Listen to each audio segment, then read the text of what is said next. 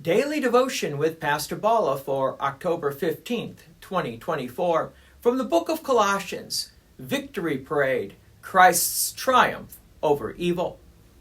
Previously, we heard about the profound implications of Colossians chapter 2, verse 14, which describes how Christ canceled our record of debt by nailing it to the cross. We learned that this act completely erases our spiritual debt, freeing us from the burden of sin and the demands of the law. This truth transforms our identity, approach to God, and daily living, inspiring gratitude and confidence in our relationship with Him. We are encouraged to carry this liberating truth with us, finding strength in the assurance of our canceled debt as we live out our Christian faith. So let's continue with the book of Colossians. From Colossians chapter 2, verse 15. He disarmed the rulers and authorities and put them to open shame by triumphing over them in Him. This verse follows the profound statement of Christ canceling our debt and nailing it to the cross. Here Paul expands on the cosmic implications of Christ's work, revealing the complete victory He achieved over all spiritual forces of evil. In order to understand this, we need to kind of go back to the ancient times, when the victorious generals would lead processions through the streets, displaying the captured enemies and spoils of war. This public spectacle left no doubt about who was the victor and who lost.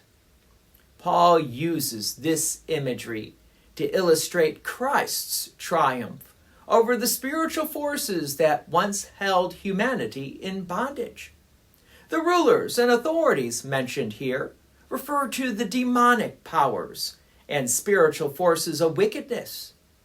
These are the unseen enemies that wage war against God's people, seeking to deceive, accuse, and destroy. They are the powers behind idolatry, false teaching, and every system that sets itself up against the knowledge of God. Christ, through His death and resurrection, has damned these forces. The word used here suggests a complete stripping away of power and authority, like a conquered army being stripped of their weapons. The demonic forces have been rendered powerless in the face of Christ's victory.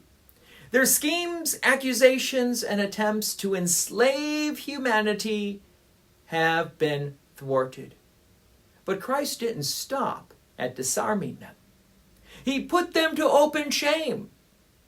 This public humiliation is a reversal of fortunes. The very powers that once paraded their apparent victory over humanity are now themselves paraded as defeated foes. Their true nature as usurpers and deceivers is now exposed for all to see. The triumph of Christ is absolute and comprehensive. It is not a partial victory or a temporary setback. It's a total conquest that fundamentally alters the spiritual landscape. This triumph isn't achieved through military might or human strategy, but in Him, through Christ's perfect life, sacrificial death, and glorious resurrection. For believers, this truth has profound implications. We no longer need to live in fear of spiritual foes or unseen enemies. Christ has already won the victory. When we face temptation, accusation, or spiritual attack, we can stand firm in the knowledge that these forces have been disarmed and defeated. Our battle is not to achieve victory, but to stand in the victory Christ has already won. This doesn't mean we won't face struggles or spiritual warfare, but it does mean that we face these challenges from a position of victory, not defeat. We are called to be strong in the Lord and in the strength of his might, knowing that the ultimate battle has already been won. In Christ, we are more than conquerors. His victory is our victory. His triumph is our triumph. May this truth embolden us to live courageously for him, free from fear and full of faith. God's peace and many blessings be with you, and thank you for listening. And please take an opportunity to share this message with others.